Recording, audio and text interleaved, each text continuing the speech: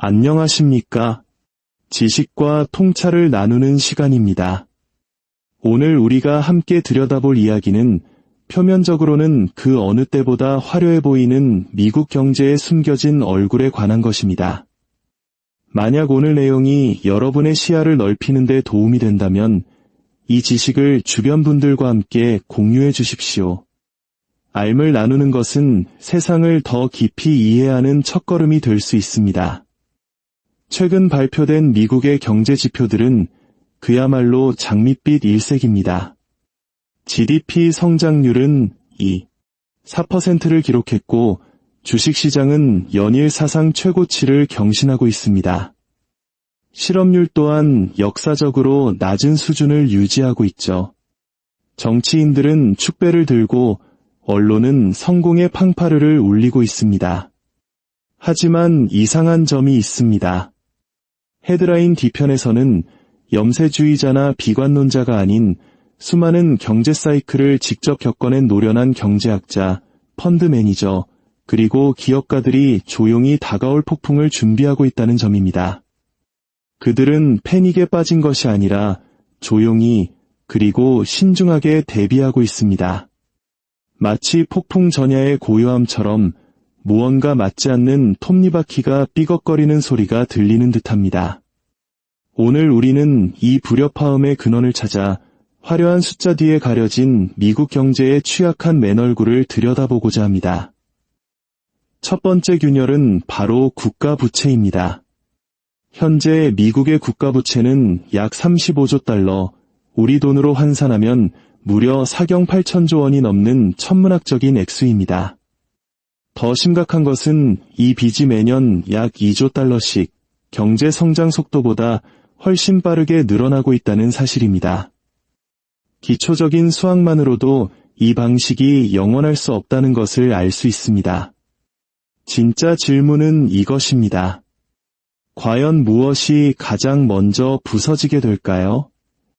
두 번째 불안 요소는 무역 환경의 불안정성입니다. 2018년부터 시작된 관세 전쟁은 수십 년에 걸쳐 구축된 글로벌 공급망을 뒤흔들었습니다. 저렴한 중국산 제품에 의존하던 미국 기업들은 갑작스럽게 25%의 관세를 맞았습니다. 일부는 비용을 감수했고 일부는 소비자에게 가격을 전가했으며 많은 기업이 파산했습니다. 살아남은 기업들은 사업 모델 전체를 재구성해야만 했습니다. 그리고 그들이 겨우 안정을 찾을 때쯤 새로운 관세 폭탄이 모든 것을 다시 위협하고 있습니다. 여기에 모두가 보고 있지만 누구도 먼저 입 밖으로 꺼내지 않는 인공지능 AI 버블이 있습니다. 사업 계획서에 AI라는 단어만 들어가면 뚜렷한 수익 모델이 없어도 수십억 달러의 기업 가치를 평가받습니다. 이 장면 어딘가 익숙하지 않으신가요? 그렇습니다.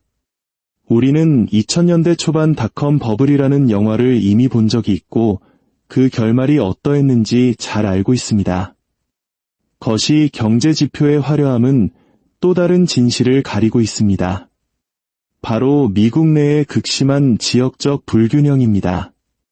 캘리포니아와 텍사스 같은 주들이 기술과 에너지 산업을 기반으로 성장을 구가하는 동안 한때 미국의 산업 심장이었던 중서부의 러스트벨트는 오히려 경제가 수축하고 있습니다.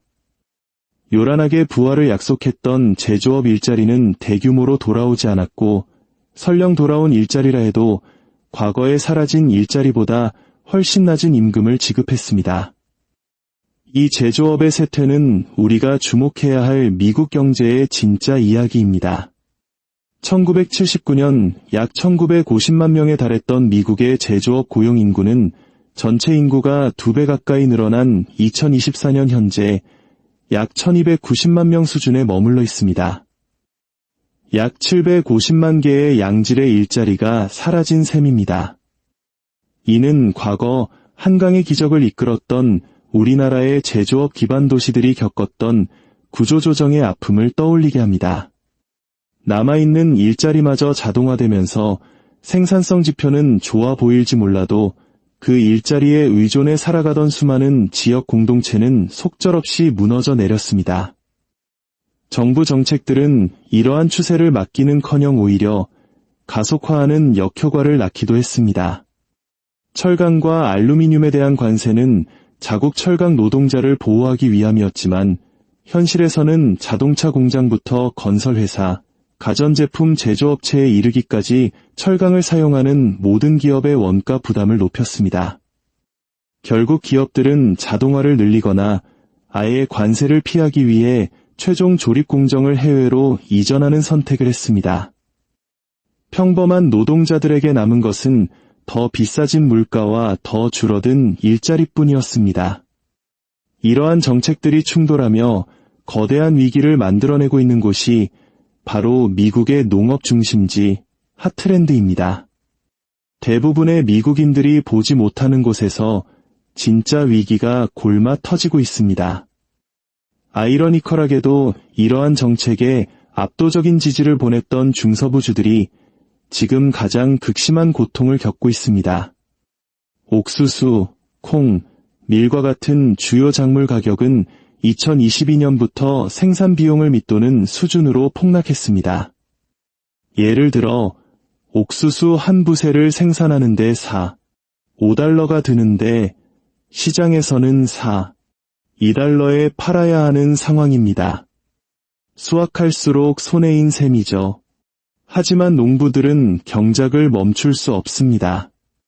토지와 장비에 대한 막대한 빚이 있기 때문입니다. 그들은 손해를 감수하며 계속 생산하고 내년은 나아지리라는 막연한 희망에 기댈 뿐입니다. 엎친 데 덮친 격으로 관세 전쟁의 보복 조치로 미국 농산물의 최대 구매자였던 중국이 브라질로부터 대두를 수입하기 시작하면서 미국 농부들은 수십 년간 지켜온 시장 점유율을 영구적으로 상실했습니다. 정부는 280억 달러에 달하는 직접 보조금을 지급하며 급한 불을 껐지만 이는 임시방편일 뿐 잃어버린 시장을 되찾아주지는 못했습니다. 이제 그 보조금마저 끊겼습니다. 여기에 이민 노동자 감소로 인한 노동력 부족은 사태를 더욱 악화시켰습니다. 수확기에 일손을 구하지 못해 작물이 밭에서 그대로 썩어가는 일이 비일비재합니다. 농가의 부채는 폭발적으로 증가하여 평균 농가 부채는 200만 달러, 우리 돈으로 27억 원을 넘어섰습니다. 많은 농가가 단 한 번의 흉작만으로도 파산할 수 있는 벼랑 끝에 서 있습니다. 그리고 위기는 조용히 금융 시스템으로 전이되고 있습니다. 중소규모의 지역은행들은 대출 포트폴리오가 농업대출에 과도하게 집중되어 있습니다. 만약 농가들이 연쇄적으로 채무 불이행에 빠진다면 2008년 금융위기를 능가하는 은행 파산 사태가 벌어질 수 있습니다. 이미 연방예금보험공사는 60개 이상의 농업 관련 은행을 위험군으로 분류했습니다. 농가의 파산은 단순히 한 가족의 불행으로 끝나지 않습니다. 농기계 판매상, 종자 공급업체, 농부들이 아침을 먹던 동네 식당, 주유소, 철물점, 그리고 은행까지 모두 고객을 잃습니다. 이미 활력을 잃어가던 작은 마을들은 회복 불가능한 쇠락의 길로 접어들게 됩니다. 이는 마치 1997년 외환위기 당시 대기업의 부도가 수많은 협력업체와 지역 상권의 연쇄 붕괴로 이어졌던 우리의 아픈 기억과도 닮아 있습니다. 물론 경제의 다른 한쪽에서는 AI 분야를 중심으로 엄청난 붐이 일어나고 있습니다. 하지만 이 화려한 성장은 대부분 빌린 돈과 위험한 금융기법에 의존하고 있습니다. 금리가 제로에 가깝던 시절에는 4% 수익률의 투자도 훌륭해 보였습니다. 하지만 이제 금리가 5%를 넘어서자 과거의 성공 방정식은 더 이상 통하지 않습니다. 수많은 기업들이 오른 이자를 감당하지 못해 빚으로 빚을 돌려막으며 금리가 다시 내려가기만을 기도하고 있습니다. 소비 지출은 여전히 견고해 보이지만 그 이면에는 평균 이자율 22%가 넘는 신용카드 빚이 자리 잡고 있습니다. 미국인들의 신용카드 부채 총액은 1조 1,300억 달러에 달하며 연체율은 계속해서 상승하고 있습니다.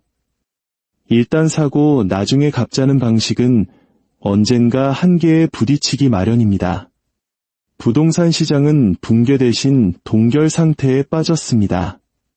3%대 저금리 모기지를 가진 기존 주택 소유자들은 7%대 금리로 갈아타기를 원치 않아 집을 팔지 않고 신규 구매자들은 현재의 높은 가격과 금리를 감당할 수 없습니다. 거래량이 급감하면서 중개인, 모기지 브로커, 인테리어 업체들이 고통받고 있습니다. 더 큰 시한폭탄은 상업용 부동산 시장입니다. 원격 근무가 보편화되면서 주요 도시의 오피스 빌딩 공실률은 30에서 40%에 달합니다. 과거의 임대 수입을 기준으로 책정된 대출 만기가 돌아왔을 때 이 건물들의 가치는 갚아야 할 빚의 절반에도 미치지 못할 것입니다. 이 대출을 내어준 지역은행들은 거대한 미실현 손실을 안고 있으며 이는 곧 현실화될 것입니다. 이처럼 미국 경제는 정부, 기업, 개인 모두가 기록적인 부채 위에 서 있고 일부 지역의 성장 뒤에 수많은 지역의 쇠퇴가 가려져 있으며 농업과 상업용 부동산 위기가 금융 시스템을 위협하는 여러 개의 단층선 위에 아슬아슬하게 서 있는 건물과 같습니다. 이런 상황에서 외부 충격에 대한 취약성은 극도로 높아집니다. 중국과의 기술 및 무역냉전, 러시아의 예측 불가능성, 중동의 불안정 등 지정학적 긴장은 언제든 글로벌 공급망과 에너지 시장을 마비시켜 이 취약한 경제에 직격탄을 날릴 수 있습니다. 또한 구리, 리튬, 히토류와 같은 전략 자원을 둘러싼 새로운 경쟁이 시작되었습니다. 배터리, 태양광 패널, 전기차의 필수적인 이 자원을 통제하는 국가가 미래 경제의 패권을 줄 것입니다. 현재 이 분야를 장악하고 있는 중국에 맞서 미국은 뒤늦게 추격에 나섰지만 수십 년이 걸릴 수도 있는 힘겨운 싸움입니다. 결론적으로 지금 우리가 목격하고 있는 것은 표면적으로는 순항하는 듯 보이지만 내부적으로는 수많은 취약점으로 가득 찬 경제입니다. 전문가들이 조용히 우려하는 이유는 바로 이것입니다. 이 문제들 중 하나하나는 관리 가능할지 모릅니다. 하지만 이 모든 문제들이 동시에 임계점에 도달하고 있을 때 단 하나의 충격만으로도 여러 부문에 걸쳐 연쇄적인 붕괴를 촉발할 수 있습니다. 역사는 항상 경고 신호가 있었음을 뒤늦게 알려주지만 사람들은 파티가 너무 즐거워 그 신호를 무시하곤 합니다. 지금 우리는 파티가 한창인 연회장에 있지만 경험 많은 이들은 조용히 출구를 향해 움직이고 있습니다. 모두가 생각하는 붕괴는 과거와 같은 극적인 사건이 아닐 수도 있습니다. 어쩌면 여러 부문에 걸쳐 서서히 고통스럽게 진행되는 침체일 수도 있고 혹은 아무도 예상치 못한 곳에서 갑작스럽게 터져나올 수도 있습니다. 어느 쪽이든 구조적인 취약성은 분명한 현실입니다. 헤드라인의 좋은 숫자 뒤에 숨어 이 현실을 외면하는 것은 모든 주요 경제 위기 직전에 나타났던 전형적인 모습입니다. 미국 경제가 단 하나의 요인 때문에 무너지는 것이 아니라 서로 연결된 여러 약점들이 동시에 한계에 도달하고 있기 때문에 지금 이 순간이 진정으로 우려스러운 것입니다. 이것이 바로 우리가 표면적인 통계 너머의 진실에 주목해야 하는 이유입니다.